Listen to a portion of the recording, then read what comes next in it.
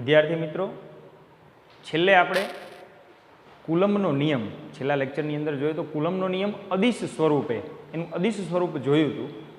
બે બિંદુવત સ્થિર વિદ્યુતભારો વચ્ચે પ્રવર્તતું વિદ્યુત બળ એનું સૂત્ર જોયું હતું F બરાબર 1/4πε0 Q1 Q2/r². એ જ નિયમને મારે હવે સદિશ સ્વરૂપે જોવું છે. એટલે આજનો આપણો ટોપિક છે કુલમ્બનો નિયમ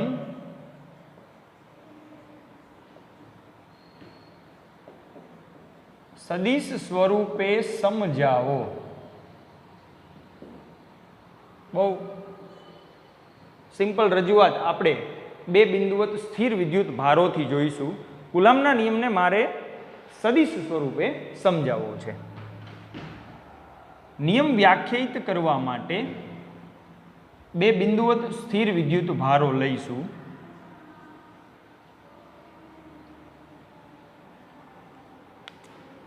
વિદ્યુતભાર Q1 અને Q2 કહીશું. આ બંને વિદ્યુતભારો કોઈ એક યામ પદ્ધતિના ઉગમ બિંદુથી અનુક્રમે અહીંયા ઉગમ બિંદુ દર્શાવશું. Q2 માટે અંતર R2 સદિશ, Q1 માટે અંતર R1 સદિશ લઈશ. Q2 માટે અંતર R2 સદિશ, Q1 માટે R1 સદિશ. વિદ્યુતભાર Q2 પર Q1 વડે લાગતું બળ F21 સદિશ. બે પર એક વડે બે પર લાગતું બળ તે જ પ્રમાણે Q1 પર Q2 વડે લાગતું બળ F12 સદિશ આ દિશામાં થશે. એકથી બે તરફનો સ્થાન સદિશ દર્શાવવું હું R21 સદિશ થશે. ફરી એકવાર મિત્રો, બહુ સિમ્પલ રજૂઆત આપણે અહીંયા લીધી છે. બે બિંદુવત વિદ્યુત ભારો લીધા છે, બિંદુવત સ્થિર વિદ્યુત ભારો લીધા છે, Q1 વિદ્યુત ભાર અને Q2 વિદ્યુત ભાર. આ બંને વિદ્યુત ભારોને યામ પદ્ધતિના ઉગમ બિંદુથી એના સ્થાન સદિશ અનુક્રમે R1 સદિશ અને R2 સદિશ છે. લખતા જઈએ એને.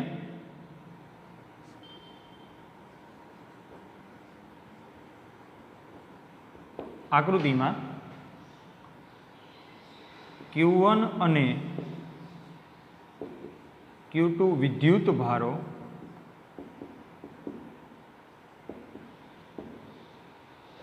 યામ પદ્ધતિના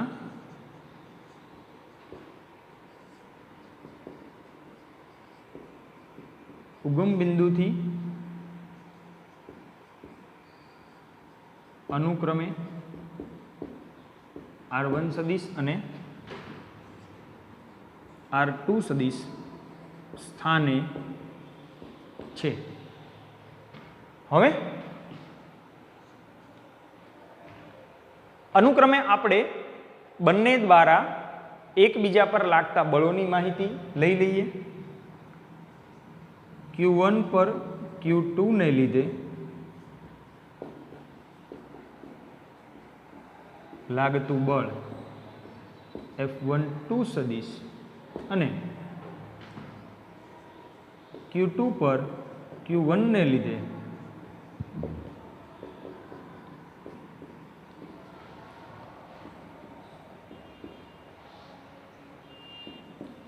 F21 સદિશ છે. વાત કરીએ આપણે, જ્યારે આપણે સદિશ સ્વરૂપની વાત કરતા હોય ત્યારે મિત્રો તમને ખબર જ છે કે બળ એ સદિશ રાશિ છે, તો એને કોઈ એક ચોક્કસ દિશાની જરૂર છે. તો ચોક્કસ દિશાને વ્યાખ્યાયિત કરવા માટે આ બંને માટેના આપણે એકમ સદિશોને વ્યાખ્યાયિત કરશું. F12 અને F21 માટેના એકમ સદિશોને વ્યાખ્યાયિત કરશું. એકમ સદિશોની વાત કરીએ તો અહીં આકૃતિમાં દર્શાવ્યું છે R21 સદિશ. R21 સદિશ એ R2 સદિશ માઇનસ R1 સદિશ થશે. આને સિમ્પલ પરિણામી સદિશને તમે ત્રિકોણના નિયમ પરથી સમજી શકો છો, સદિશનો ત્રિકોણનો નિયમ. હજી આનો હું ફેરફાર કરું, બરાબર માઇનસ ઓફ R1 સદિશ માઇનસ R2 સદિશ બરાબર માઇનસ R12 સદિશ. એટલે આપણે એક જ સ્ટેપમાં આ બંને વચ્ચેનો સાપેક્ષ સંબંધ પણ જોઈ શકીએ. તમને આપેલું છે R21 સદિશ R2 સદિશ માઇનસ R1 સદિશ, આમાંથી માઇનસ કોમન કાઢો તો R1 સદિશ માઇનસ R2 સદિશ થશે. એને આપણે R12 સદિશ કહીશું.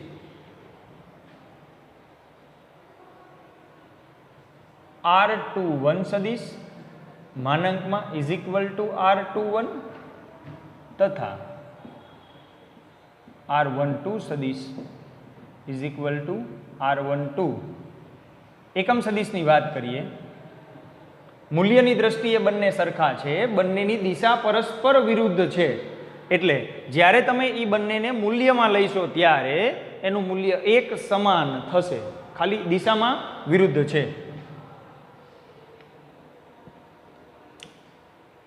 Q1 વિદ્યુત ભાર પર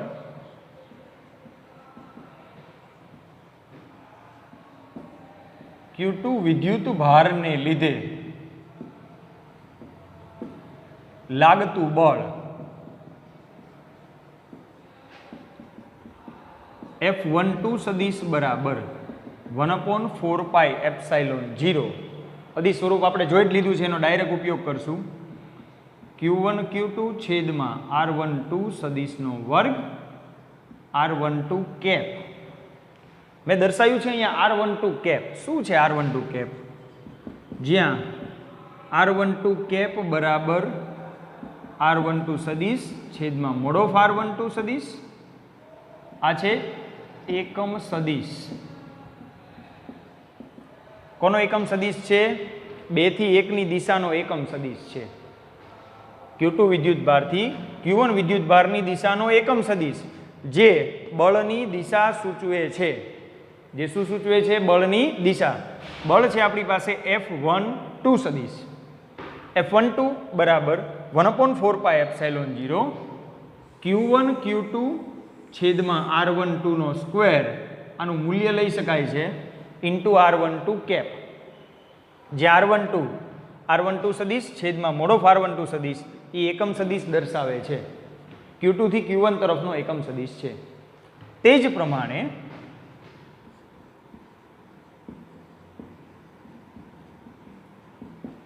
Q2 વિદ્યુત ભાર પર Q1 વિદ્યુત ભારને લીધે લાગતું બળ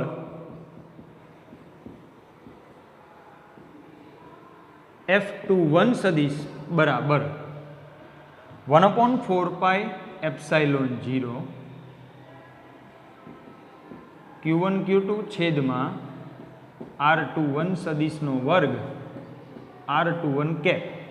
જેવી રીતે Q2 વિદ્યુત ભારથી Q1 વિદ્યુત ભારની દિશાનો એકમ સદિશ, જેને મેં R12 વડે દર્શાવ્યો હતો, એવી જ રીતે Q1 વિદ્યુત ભારથી Q2 વિદ્યુત ભારની દિશાનો એકમ સદિશ એ થશે R21 કેપ. જ્યાં R21 કેપ બરાબર R21 સદિશ મોડ ઓફ R21 સદિશ બરાબર એકમ સદિશ. સ્પેસિફિકલી આપણે અહીંયા દર્શાવેલું છે, એટલે આપણે એને વારાફરતી Q1 થી Q2 ની દિશાનો એકમ સદિશ અને આને Q2 થી Q1 ની દિશાનો એકમ સદિશ લઈશું. બંને બળો એના સૂત્રોની સરખામણી જોઈએ તો બંનેમાં એકમ સદિશમાં R21 અને R12 નો ડિફરન્ટ છે. એની વચ્ચેનો સાપેક્ષ સંબંધ જોઈએ. હું અહીંયા R21 આને નાને આગળ વધારીએ, આપણી પાસે છે R21 સદિશ બરાબર R21 છેદમાં મોડ ઓફ R21. R21 ની જગ્યાએ હું માઇનસ R12 લખી શકું. મૂલ્યમાં બંને સરખા હોવાથી હું નીચે R12 સદિશ મોડ ઓફ લખી શકું. શેના બરાબર ચાલે છે? આ R21 કેપ બરાબર. તો આને કહી શકાય minus R12 cap. R21 cap બરાબર માઇનસ R12 કેપ. કારણ કે આપણે જે અહીંયા મૂલ્ય દર્શાવ્યું છે, આ મૂલ્ય છે R12 કેપનું. તો બે સંબંધ આપણને અહીંયા મળે છે. એક R21 સદિશ બરાબર -R12 સદિશ. એ જ અનુસંધાનમાં જો એકમ સદિશની વાત કરીએ તો R21 કેપ બરાબર -R12 કેપ. તો આ સૂત્ર પરથી માટે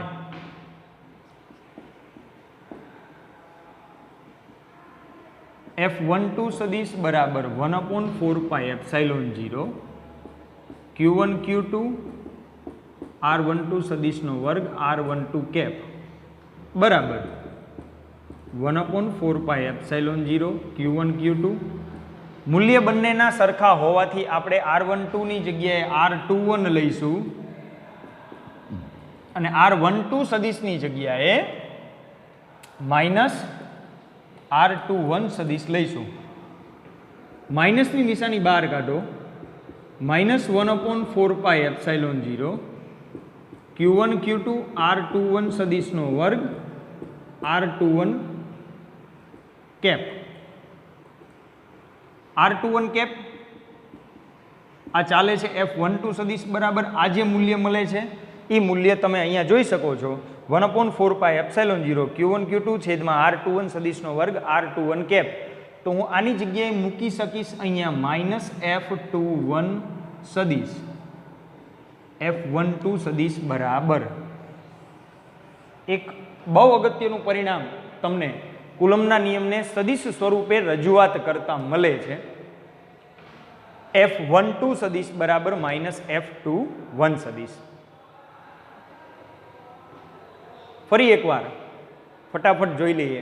આખી થિયરી સૂત્ર રજૂઆત છે મિત્રો, એટલે બહુ વ્યવસ્થિતપણે તમારે કુલમના નિયમના સૂત્રને અનુસરવાનું છે. આપણે લીધા છે બે બિંદુવત વિદ્યુત ભારો Q1 અને Q2. યામ પદ્ધતિના ઉગમ બિંદુથી બંનેના સ્થાન સદિશ R1 સદિશ અને R2 સદિશ છે. ત્રિકોણના નિયમ અનુસાર તમે 1 થી 2 તરફના સ્થાન સદિશને R21 વડે દર્શાવી શકો છો. 2 થી 1 તરફના સ્થાન સદિશને R12 વડે દર્શાવી શકો છો. વિદ્યુતભાર Q1 વડે Q2 પર લાગતું બળ F21 સદિશ, Q2 વડે Q1 પર લાગતું બળ F12 સદિશ થશે. આગળ જોઈએ, સ્થાન સદિશની વાત કરીએ. R21 સદિશ છે, R2 - R1 સદિશ, માઇનસ કોમન કાઢો તો R1 - R2 સદિશ થશે, એટલે કે -R12 સદિશ થશે. R21 એનું મૂલ્ય બંનેના સરખા છે. R12 અને R21 મૂલ્યમાં સરખા છે, માત્ર બંનેની દિશા વિરુદ્ધ છે. તો એટલા માટે સૌપ્રથમ વ્યાખ્યાયિત કરીએ આપણે F12 સદિશને. Q1 વિદ્યુત ભાર પર Q2 ને લીધે લાગતું બળ કુલમના નિયમ અનુસાર F12 સદિશ બરાબર 1/4πε0 Q1 Q2 R12 સદિશનો વર્ગ ઇન્ટુ R12 કેપ, જ્યાં R12 કેપ બરાબર R12 સદિશ છેદમાં મોડ ઓફ R12 સદિશ થશે. એવી જ રીતે Q2 વિદ્યુત ભાર પર Q1 ને લીધે લાગતું બળ F21 સદિશ બરાબર 1/4πε0 Q1 Q2 છેદમાં R21 સદિશનો વર્ગ R21 કેપ. સાપેક્ષ સંબંધ જોઈએ એકમ સદિશોનો, તો આપણી પાસે સૂત્ર છે R21 કેપ બરાબર R21 સદિશ છેદમાં મોડ ઓફ R21 સદિશ. આમાંથી R21 ની જગ્યાએ હું -R12 મૂકું છું તો મળે છે મને એક સંબંધ R21 કેપ બરાબર -R12 કેપ.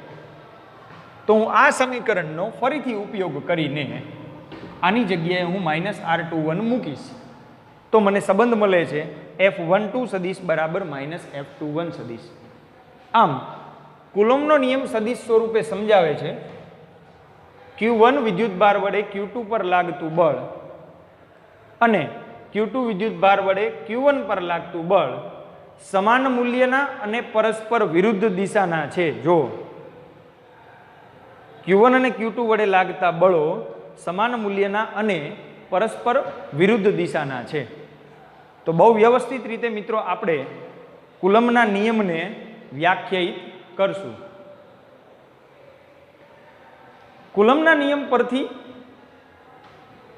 આગળ વધીએ મિત્રો. હવે નિયમને સદિશ સ્વરૂપે આપણે જોઈ લીધો છે.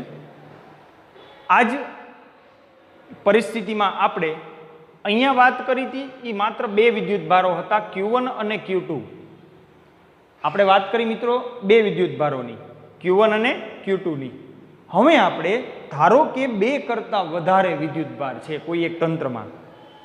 આપણે ધારેલી પ્રક્રિયા છે બે બિંદુવત સ્થિર વિદ્યુતભારો. તો બે કરતાં વધારે વિદ્યુતભારોના તંત્ર માટે કુલમ્બનો નિયમ બે કરતાં વધારે વિદ્યુતભારોના તંત્ર માટે લગાડો ત્યારે એના માટે આપણે લાગુ પાડશું એ છે સંપાતપણાનો સિદ્ધાંત. આગળ વધીએ મિત્રો. હવે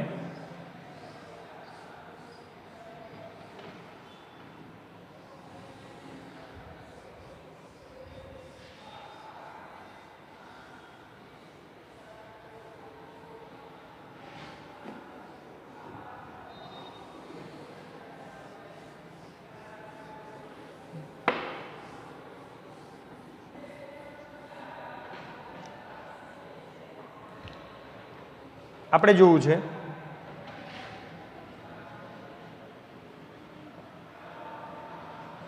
બે કરતાં વધારે વિદ્યુતભારોના તંત્ર માટે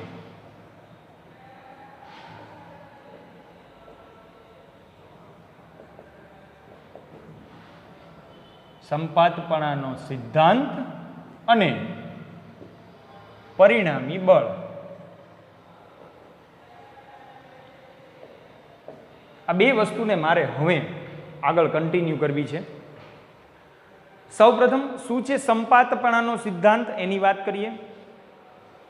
સૌપ્રથમ રજૂઆત લઈશું આપણે સંપાતપણાનો સિદ્ધાંત અને એને એક આકૃતિ લઈને આપણે લાગુ પાડશું બે કરતાં વધારે વિદ્યુતભારોના તંત્ર માટે. સૌપ્રથમ જોઈશું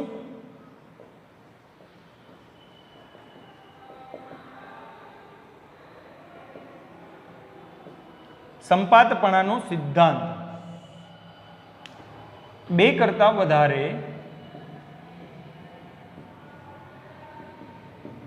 વિદ્યુતભારોના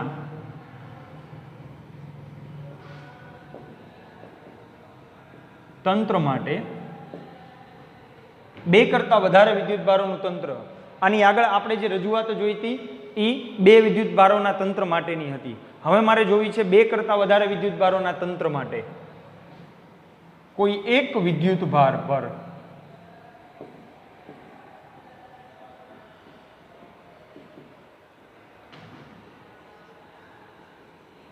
લાગતા પરિણામી બળનું મૂલ્ય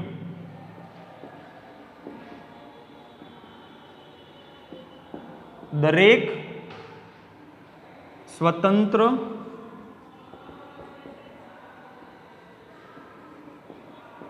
વિદ્યુતભારો વડે લાગતા બળના સદિશ સરવાળા જેટલું હોય છે.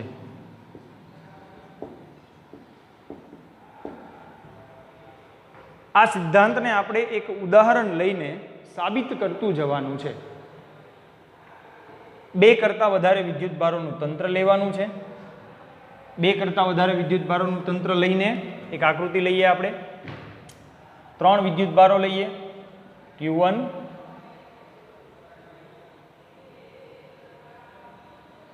Q2 Q3. આ ત્રણેય વિદ્યુતભારોના યામ પદ્ધતિના ઉગમ બિંદુને અનુલક્ષીને સ્થાન સદિશ R1 R2 અને R3 સદિશ ધારી લઈએ છીએ. આપણે Q1 Q2 Q3 ત્રણ વિદ્યુતભારો છે. કોઈ એક વિદ્યુતભાર અહીંયા હજી એક લઈ લઈએ. આપણે ધારો કે Q1 પરનું પરિણામી બળ મેળવવું છે અથવા આપેલા વિદ્યુતભારોના તંત્ર માટે હું અહીંયા કોઈ એક વિદ્યુતભાર લઈશ Q1. ધારો કે આપણે એવું ધારી લઈએ કે Q2 વિદ્યુતભાર વડે Q1 પર લાગતું બળ એનું હું દર્શાવીશ F12 સદિશ. તે જ પ્રમાણે Q3 વિદ્યુતભાર વડે Q1 પર લાગતું બળ એનું હું દર્શાવીશ F13 સદિશ. ત્રણેય વિદ્યુત ભારોને યામ પદ્ધતિના ઉગમ બિંદુને અનુલક્ષીને સ્થાન સદિશ હું દર્શાવીશ.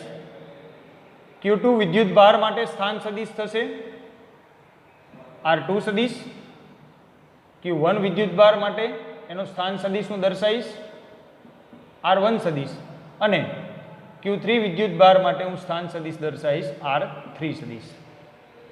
યામ પદ્ધતિના ઉગમ બિંદુને અનુલક્ષીને ત્રણ વિદ્યુત ભારો Q1, Q2 અને Q3 લીધા છે. Q1 વિદ્યુત ભાર અહીંયા છે. મારે બાકીના બેને કારણે Q1 પર લાગતા બળનું પરિણામી મૂલ્ય મેળવવું છે. ધારો કે Q1 પરનું પરિણામી બળ F1 સદિશ છે, તો આ F1 સદિશનું મૂલ્ય મારે મેળવવું છે. આ આપણું કામ છે.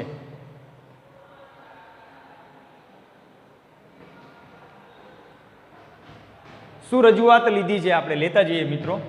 ત્રણ વિદ્યુત ભારો લીધા એટલે પહેલો મુદ્દો લઈશું આપણે બે કરતાં વધારે વિદ્યુત ભારોના તંત્ર માટે Q1, Q2 અને Q3 વિદ્યુત ભારોના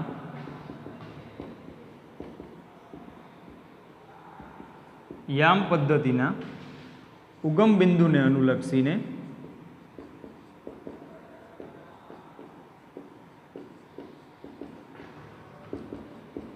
સ્થાન સદિશ અનુક્રમે R1 સદિશ, R2 સદિશ અને R3 સદિશ છે. ત્રણેયના સ્થાન સદિશ દર્શાયા છે. આકૃતિમાં આપણે સ્પષ્ટ કરી નાખ્યું છે. Q1 વિદ્યુત ભાર પર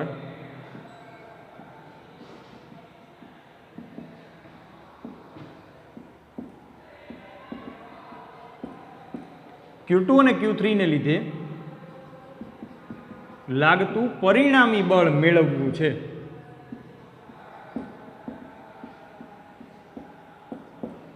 હું સાપેક્ષ સ્થાન સદિશને અહીંયા દર્શાવીશ.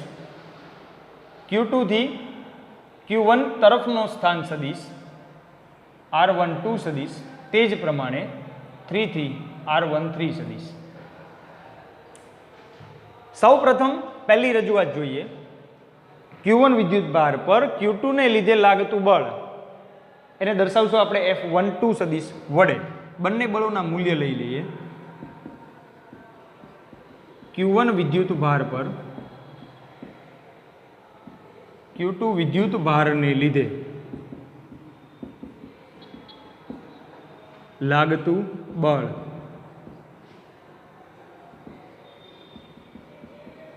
F12 સદિશ બરાબર 1/4 પાઈ એપ્સાઇલોન 0 Q1 Q2 R12 સદિશનો વર્ગ R12 કેપ. તે જ પ્રમાણે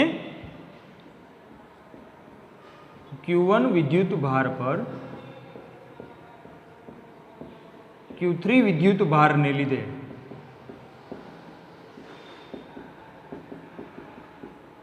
લાગતું બળ F13 સદિશ બરાબર 1/4 પાઈ એપ્સાઇલોન 0 Q1 Q3 R13 સદિશનો વર્ગ R13 કેપ. બરાબર સમજો. આપણે આગળ કુલમના નિયમને સદિશ સ્વરૂપે જોયો છે. અહીંયા બે બળોને દર્શાયા છે. F12 સદિશ બરાબર 1/4 પાઈ એપ્સાઇલોન 0 Q1 Q2 છેદમાં R12 સદિશનો વર્ગ R12. તે જ પ્રમાણે F13 સદિશ એનું મૂલ્ય દર્શાયું છે. મિત્રો, સંપાતપણાનો સિદ્ધાંત એવું કહે છે કે બે કરતાં વધારે વિદ્યુત ભારોના તંત્ર માટે કોઈ એક વિદ્યુત ભાર પર, એટલે આપણે લીધું અહીંયા Q1 પર લાગતા પરિણામી બળનું મૂલ્ય દરેક સ્વતંત્ર વિદ્યુત ભારો વડે લાગતા બળના સદિશ સરવાળા જેટલું હોય. એટલે આપણે હવે પરિણામી બળ વ્યાખ્યાયિત કરવું છે ત્યારે આપણો સિદ્ધાંત ફૂલફિલ થશે. એટલે નિયમ અનુસાર સંપાતપણાના સિદ્ધાંત અનુસાર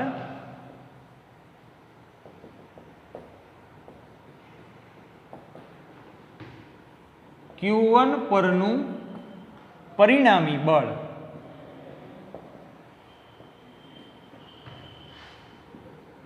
F1 સદિશ F12 સદિશ પ્લસ F13 સદિશ થશે. બંનેની કિંમત મૂકો.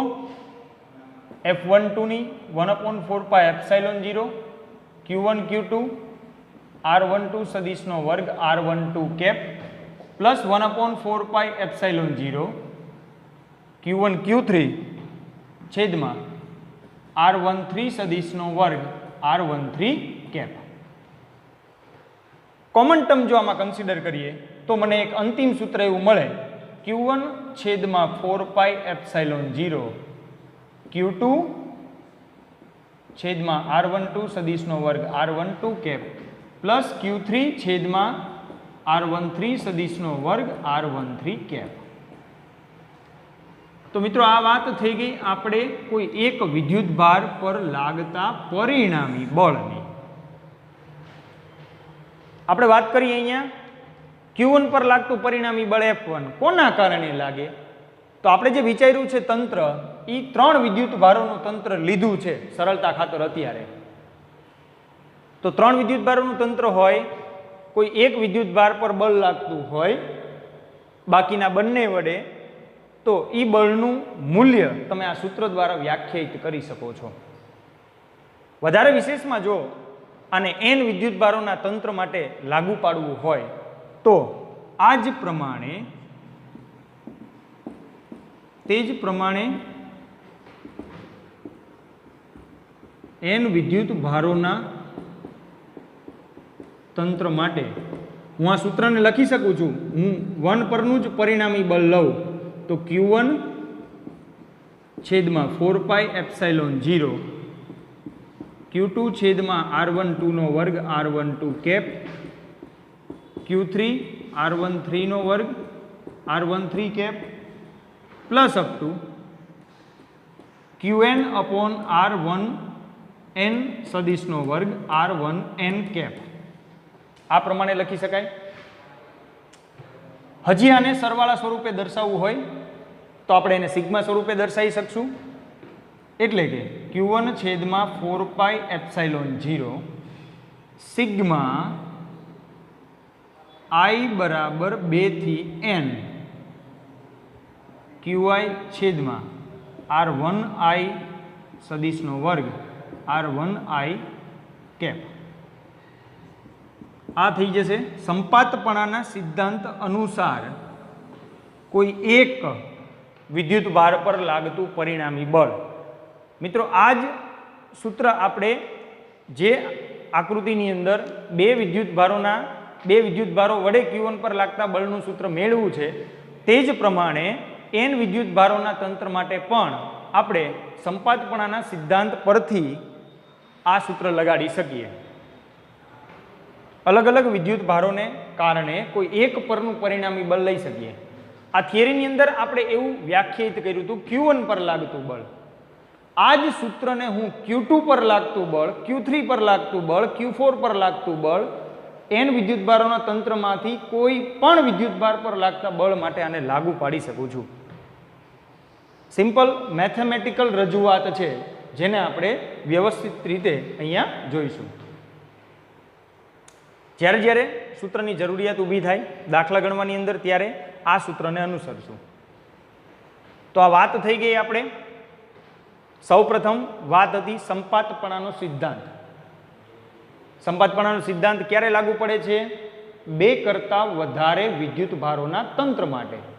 2 કરતાં વધારે વિદ્યુત ભારોનું તંત્ર છે એમાં કોઈ એક વિદ્યુત ભાર પરનું પરિણામી બળ દરેક સ્વતંત્ર વિદ્યુત ભાર વડે લાગતા બળના સદિશ સરવાળા જેટલું હોય છે.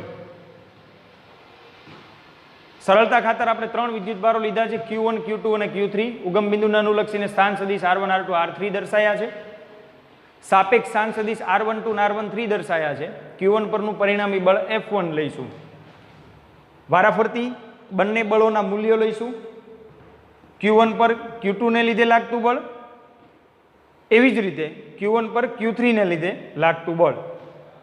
સંપાતપણાના સિદ્ધાંત અનુસાર Q1 પરનું પરિણામી બળ F1 બરાબર બંનેના સદિશ સરવાળા એટલે F12 સદિશ વત્તા F13 સદિશ થાય.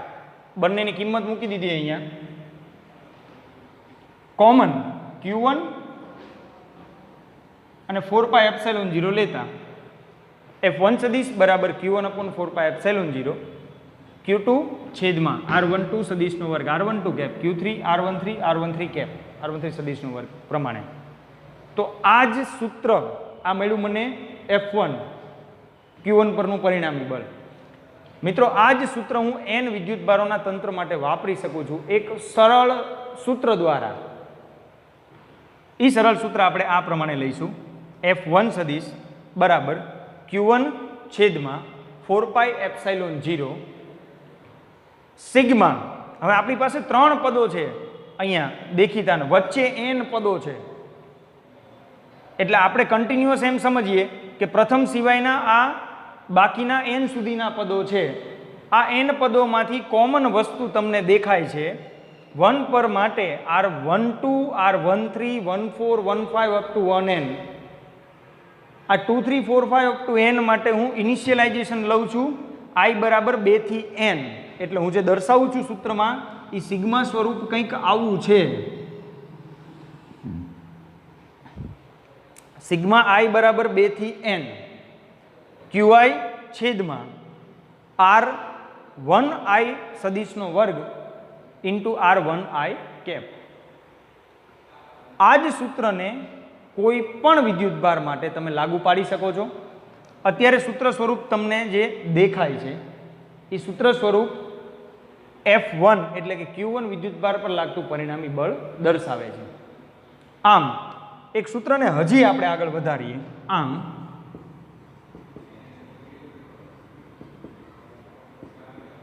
કોઈ જેમાં વિદ્યુતભાર પર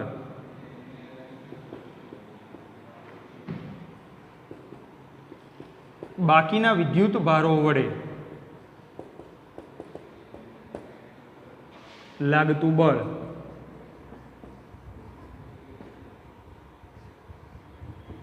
Fj સદિશ બરાબર Qj છેદમાં 4πε0 સિગ્મા I બરાબર 1 થી n, જ્યાં I not equal to j, I અને j સમાન નથી. Qi છેદમાં Rji સદિશનો વર્ગ Rji કેપ. આ થશે મિત્રો પરિણામી સૂત્ર. Fj સદિશ બરાબર Qj છેદમાં 4πε0. થોડું વ્યવસ્થિત આપણે એને અહીંયા હાઇલાઇટ કરશું.